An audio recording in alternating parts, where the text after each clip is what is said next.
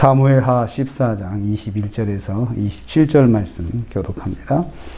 오늘 말씀은 다윗의 명령으로 압살롬이 예루살렘으로 돌아오는 것을 내용으로 하고 있습니다. 다윗이 요압에게 압살롬을 데려오라 하였습니다. 내가 이 일을 허락하였다 이렇게 말하면서 가서 청년 압살롬을 데려오라 이렇게 말을 합니다. 그 청년 압살롬이라고 말을 하죠. 내 아들 압살롬을 데리고 오라 이렇게 말을 해야 되는데 청년이다 라고 해서 선을 딱 긋습니다. 그래서 데려오라고 허락은 했지만 아직도 마음속에 이 아들에 대한 그 앙금, 이 잘못에 대한 마음의 어떤 감정이 있음을 여기서 알 수가 있습니다. 어떻든 다윗이 요압의 제안을 받아들여서 이 일을 진행함을 표하고 있습니다. 내가 이 일을 허락했다 이렇게 표현해서 이 말 속에는 법적인 그런 용어가 들어있는데요. 법적인 그 사면의 흔적을 사면의 어떤 그런 의미도 가지고 있음을 암시를 하고 있습니다.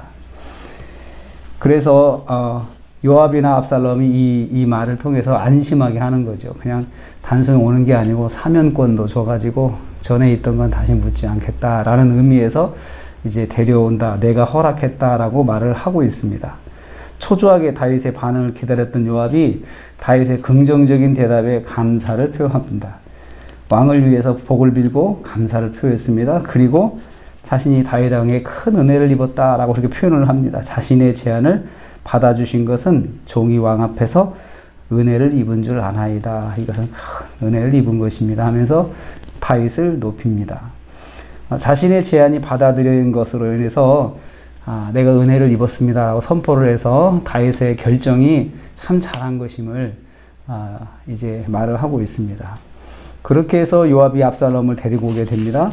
요압은 재빨리 그슬로 가서 압살롬을 예루살렘으로 데리고 왔습니다.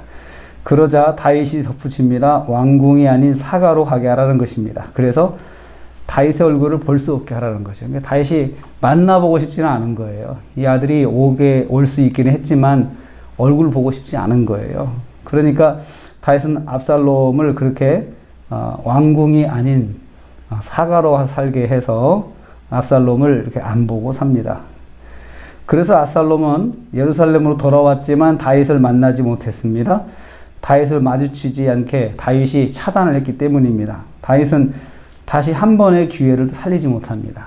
이때 귀향한 압살롬을 자기 앞에 불러놓고 자잘못을 이야기하면서 잘못된 걸 회개시키고 다시는 그런 일이 없도록 다짐을 받고 가까이 두면서 이 아들을 잘 따덕거리면서 이제 이왕에 그 아들에 대한 그 마음의 감정은 있기 때문에 좋은 감정도 없는 거 아니에요. 있으니까 그렇게 했어야 했는데 그냥 다윗이 보기 싫은 거예요. 그것을 더 크게 표시를 한 것입니다. 그래서 자신의 감정만 드러낸 거예요. 만나보고 싶지 않다 이 한마디만 해도 아버지가 나를 부르긴 불렀지만 나를 아직도 미워하고 있구나 이렇게 생각하고 딴 마음을 먹을 수가 있잖아. 내가 이대로 살다가는 언젠가 나 아버지 변덕에 내가 당할 수가 있겠구나 라는 생각을 할 수밖에 없도록 만들었습니다. 붙잡고 자잘못을 이야기할 기회를 놓치면 더 큰 일을 만날 수 있다. 이것을 우리한테 가르쳐 줍니다. 그래서 다윗이 해야 할 일을 안 하니까, 정리해 줄 일을 안 하니까 이것이 오히려 상대에게는 감정을 더 알아차리게 하고 내가 이대로 있다간 살 수가 없겠구나 이런 생각을 하게 한 것입니다. 그래서 거기 이제 25절, 27절부터 27절까지 보면은 압살롬의 개인적인 면모를 보여주고 있는데 이것은요, 압살롬이 사가에 살면서 사람들과의 관계에서 보여진 압살롬의 모습이에요. 거기에서 압살롬은 이스라엘 가운데서 압살롬의 아름다움을 크게 칭찬받는 자가 없었다. 사람들이 압살롬만 지나가면 막 사람들이 좋아한 거예요. 참 멋있다, 잘생겼다, 참 그리고 그 사람들의 칭찬을 받았는데 또 여기서 보면은 발바닥부터 정수리까지 흠이 없었다 이렇게 표현하고 있잖아요. 그러니까 이것은 외모로 말하는 건데요. 외모로는 제일 멋있는 사람이에요. 젊은 사람이 정말 멋있게 생긴 거죠. 그리고 왕자죠. 그리고 흠이 없었다라는 말은 사실은 율법 율법서의 레위기에 거기에서 흠이 없게 하라 그 말하고 단어가 똑같아요. 그러니까 도덕적으로도 흠이 없었어요. 그 다음부터 이 압살롬이 예루살렘 와서 사가에 살 때 사람들한테 정말 도덕적인 어떤 모범을 보였던 것 같아요. 외모도 멋있고 잘생겼죠. 왕자이죠. 그러면서 도덕적으로 흠이 없는 삶을 살았죠. 그러니까 얼마나 사람들에게 인기가 많아졌겠습니까? 완벽한 인간관계를 형성하고 살았던 것을 볼 수가 있습니다. 그래서 그의 머리카락에 대해서 26절에 이야기를 하는데요. 머리카락이 200세겔이라 왕의 세겔로, 그래서 보통 200세겔이라면 머리카락이 보통 3kg 정도 된다는, 그것만 잘라서 대부분 3kg 정도 되는데 왜 이렇게 무겁냐 하면은 당시 왕족들은 관례상 머리 치장을 했는데요. 그 머리에다가 기름을 발랐대요. 기름을 바르고 그냥 덕지덕지 되는 거죠. 거기다가 금가루를 뿌렸답니다. 이렇게 번쩍번쩍.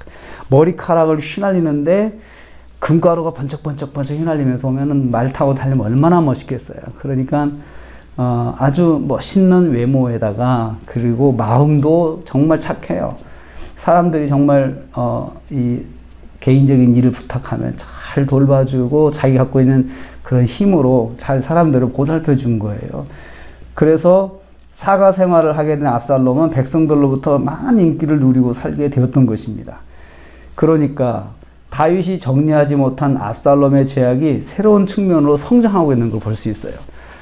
이것이 나중에 이 두 가지가 압살롬의 미래를 바꿔놓습니다. 첫째는 그 외형과 인기로 모반을 해야겠다 생각을 했고, 두 번째로 그 외형과 인기, 그 외형 때문에 나중에는 죽게 됩니다. 외형 때문에. 그래서 우리는 이 말씀을 통해서 그 다윗이 정말 이 아들을 붙잡고 한 번만 이야기를 해줬으면 그 다음 비극을 막을 수 있었는데, 그 말하지 않는, 정리해야 될 때 하지 못한 그것 때문에 새로운 비극이 이제 조금씩 잉태되고 있는 것을 우리 여기서 볼 수 있습니다. 덮어놓은 불씨는 새로운 재난을 키우고 잉태합니다. 그래서 정말 어른의 역할은 그런 것 같아요.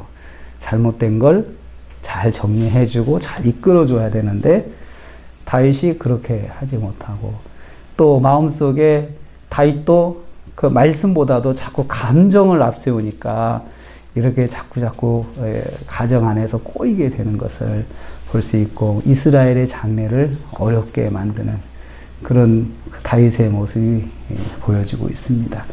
오늘도 우리가 하루를 삽니다. 정말 다시 한번 언급되는 거지만요, 말씀으로 먼저 앞세워야 되겠다. 그리고 또 정리할 수 있는 건 내가 잘 정리하고 넘어가야지. 그걸 덮어놓고 가면은 새로운 불씨를 낳는 것이다 라고 깨닫고, 오늘도 말씀을 앞세우고 오늘도 판단할 때 분명하게 말할 건 말하고 이렇게 해서 하루를 잘 지내는 저와 여러분 되시기를 주님의 이름으로 축복합니다. 기도하겠습니다. 하나님,